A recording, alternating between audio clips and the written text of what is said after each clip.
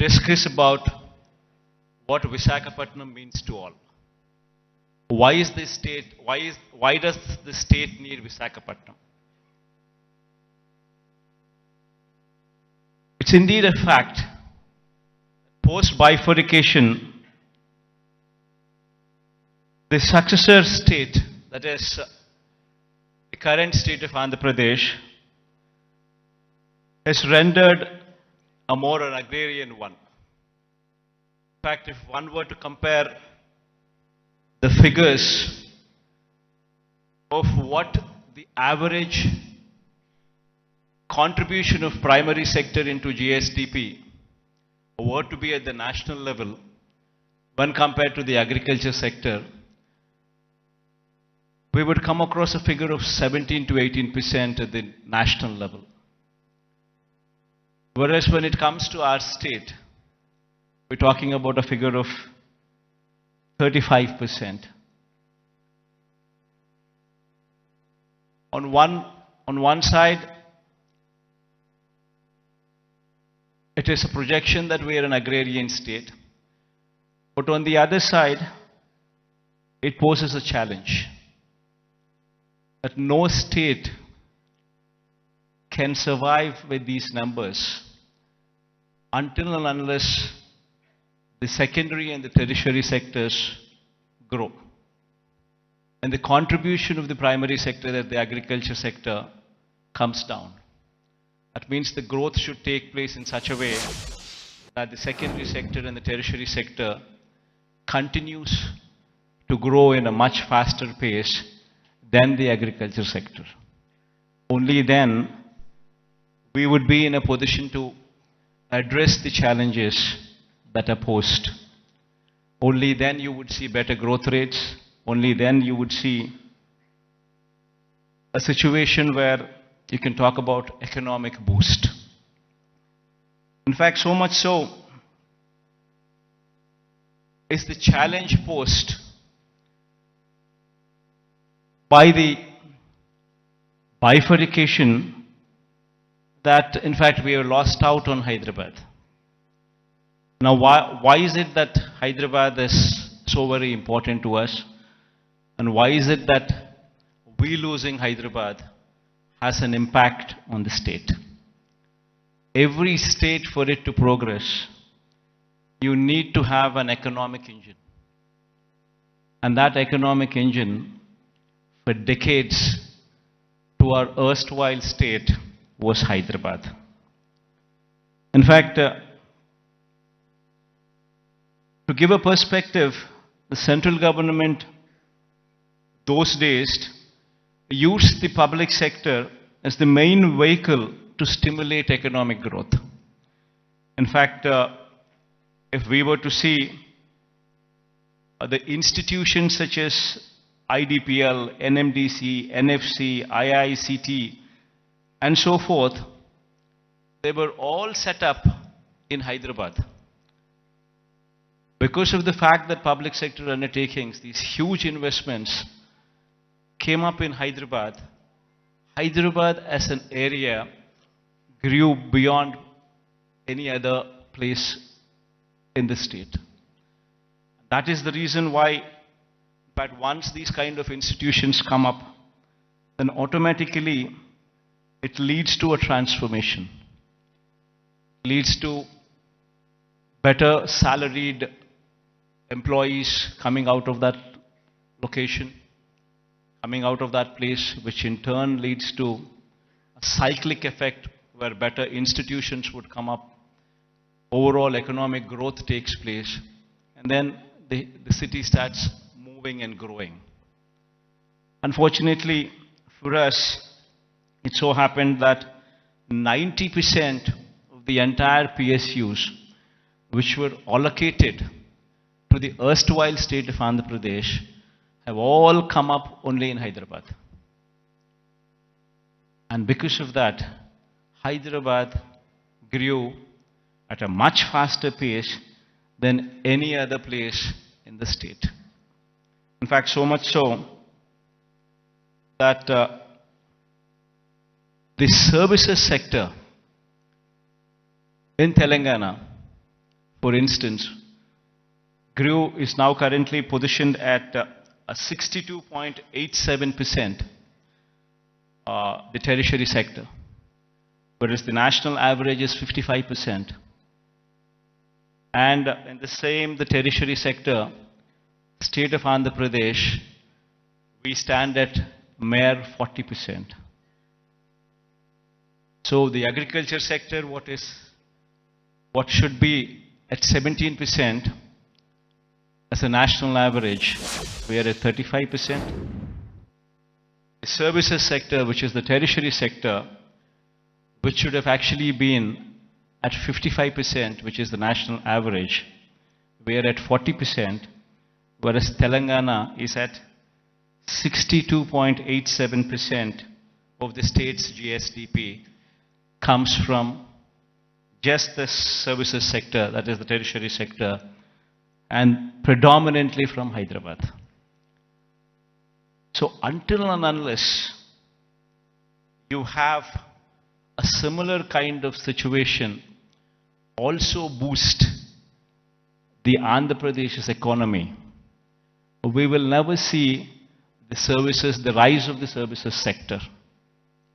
It's only the manufacturing sector that is, we are on par with the national average, which is 25%, which is the secondary sector. But there is a huge thrust that should be put in the tertiary sector, which should grow leaps and bounds, which is the services sector. And our dependence on agriculture gradually should come down, per se not meaning to say that the growth should come down. The growth in agriculture sector is per se not much. You do not see the kind of numbers what you see in the services sector. So it's very important for any particular state to grow. It's very important that the secondary sector, that is the services sector, that is the tertiary sector, should grow leaps and bounds. In fact, owing to this reason, the per capita income of Andhra Pradesh, if one were to compare with Telangana, is only 2,19,518. When compared to the figures of those in Telangana, you would see 3,12,398 for the year 2022-23. This is the per capita income. Predominantly it is coming from Hyderabad.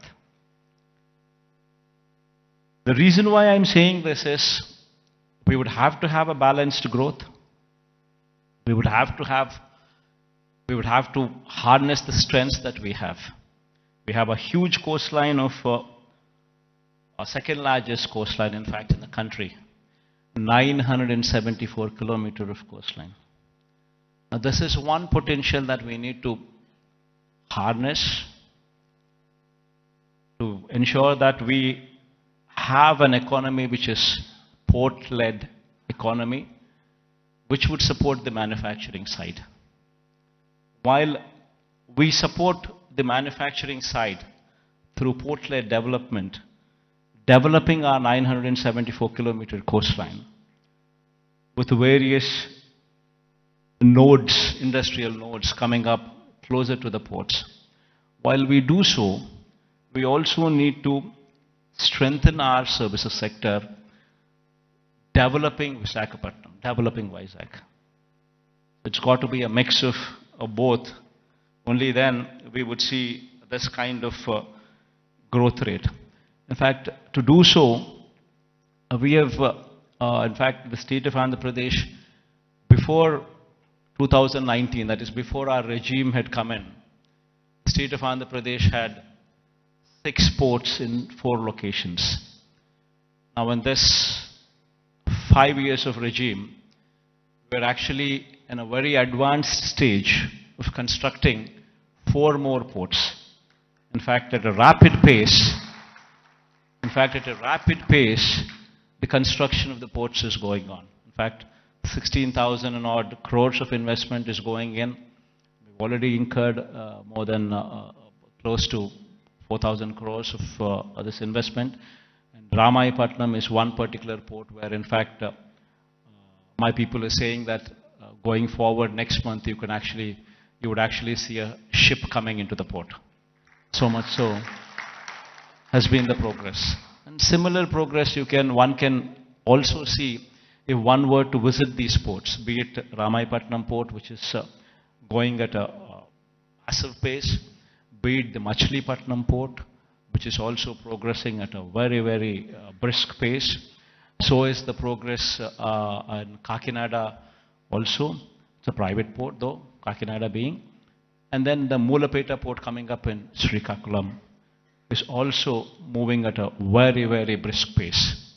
So 3 of them are coming up in government sector, 1 of them is coming up in the private sector. All 4 are moving in a very, very brisk pace. So what we're currently doing is developing what we had 6 ports earlier in 4 locations. We're developing 4 more. And then we're building 10 fishing harbors to support blue economy. We now currently have every 50 kilometers one travels through the coast. Every 50 kilometers you would either see a fishing harbor which is being constructed, or a port which is in existence, or one being constructed. So every 50 kilometers per se, you actually have a booster for the economy currently in the state available. We're also building 6 fish landing centers as well.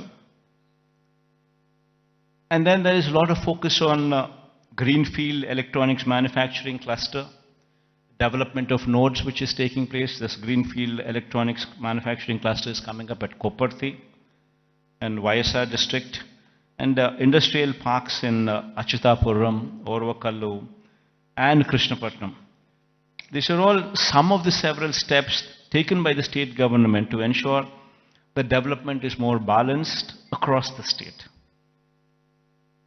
In fact, as I've said, as I've been speaking,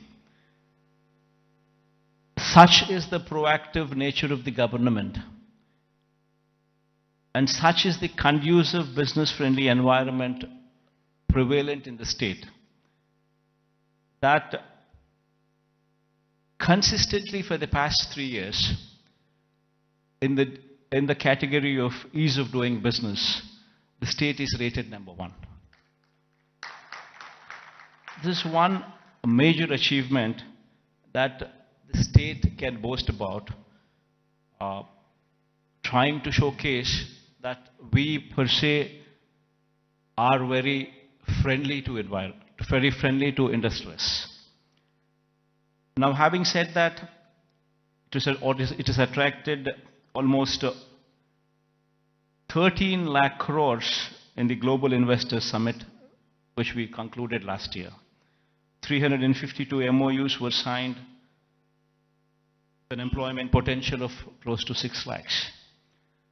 And at a brisk pace, these MOUs are being translated into reality. In fact, out of 352 MOUs that we have actually signed, in fact, 39% of these MOUs have actually translated into actual commissioning of the plants. So at a brisk pace, these things are happening, and we have also been, the economy per se, if one were to look at it, just doesn't come with only the elite or the aloof or the big manufacturing sector alone coming up.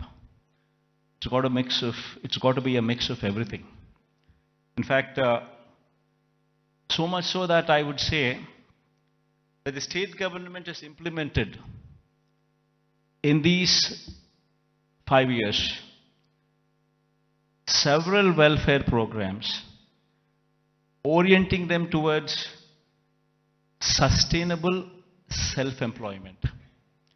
In fact, every scheme of the state government, if one were to notice the schemes, especially the welfare schemes, one would be surprised to see what kind of a transformational bearing these schemes have. To begin with, everything is DBT, direct benefit transfer, where there's no middleman in between, where everything is transparent and there's no corruption there. Now, having said that, every scheme is hand-holding women. So much so that every scheme is translating. Say, for instance, I speak about Cheyuta is one particular scheme.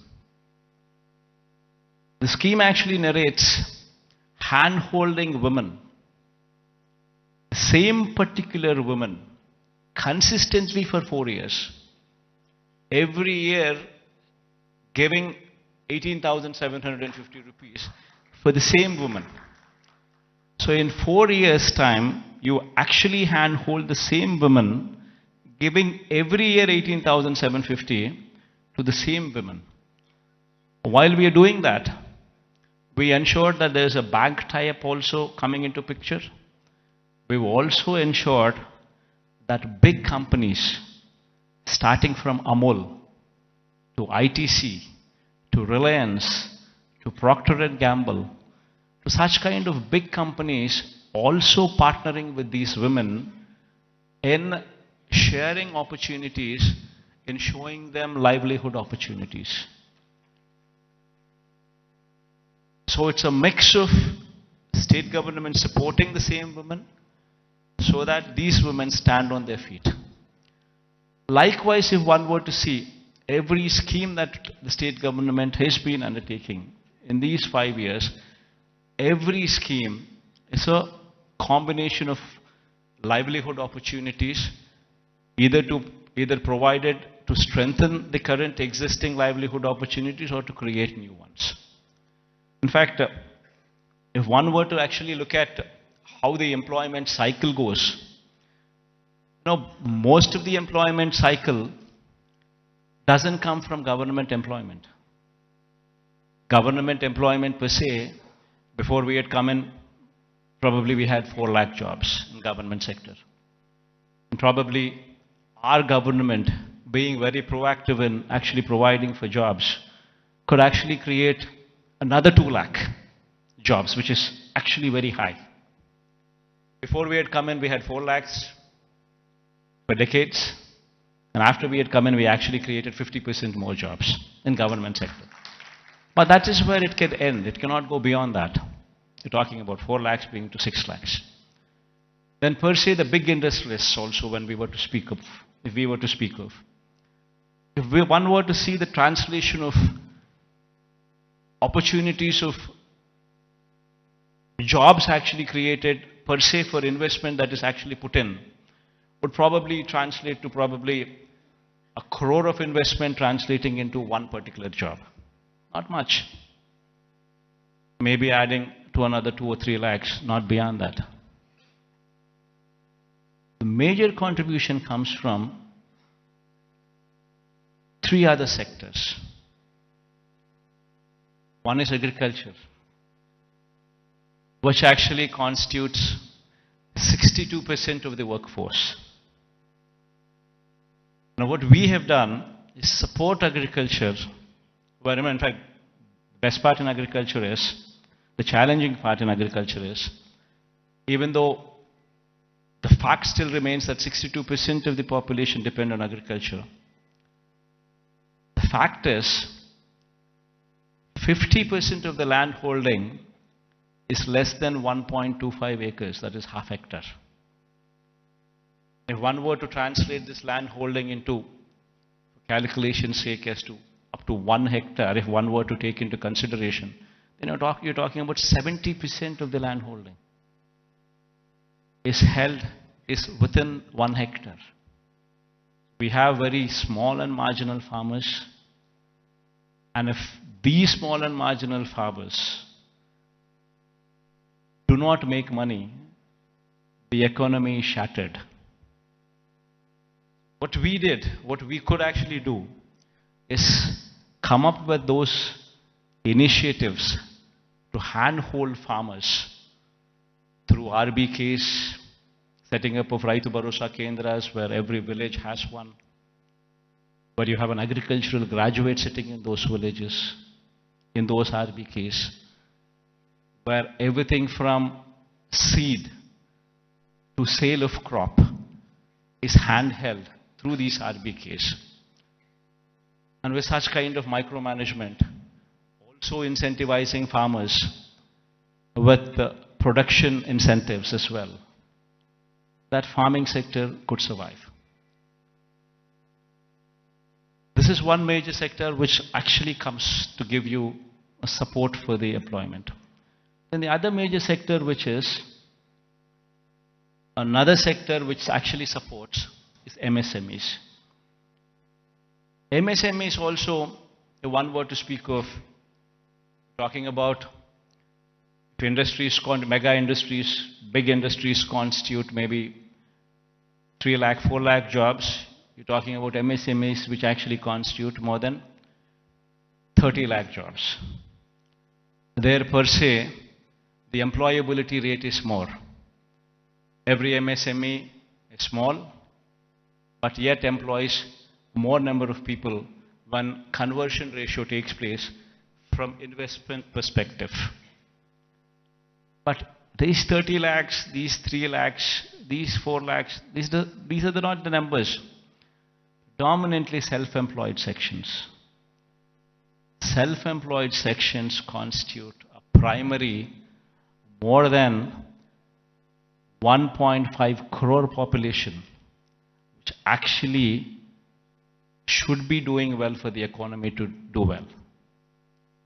And through various schemes, various platforms, we've ensured that these self-employed sections are handheld, given support through various schemes. You know, before, I'll give you an example. Before we had come in, we were talking about self-help groups, which actually constitute more than 1 crore of women. Before we had come in, these self-help groups had an NPA and outstanding loans to the extent of 18%.